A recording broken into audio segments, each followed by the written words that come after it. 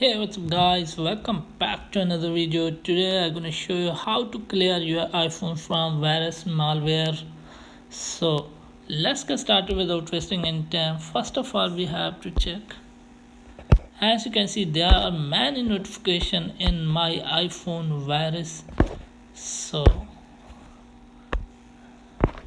you can see here malware might be detected, delete it immediately. So let's go to the fix. First of all, open settings, scroll down, now type in calendar and type in accounts. Now type in subscribe calendar, type on events and delete it. Go back and click subscribe calendar and delete it. You have to delete all the added accounts one by one if you have many.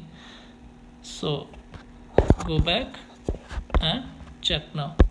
Here is the calendar. As you can see, there is no any spam virus notification. You can see now it's clean. So enjoy your phone. Thanks for watching.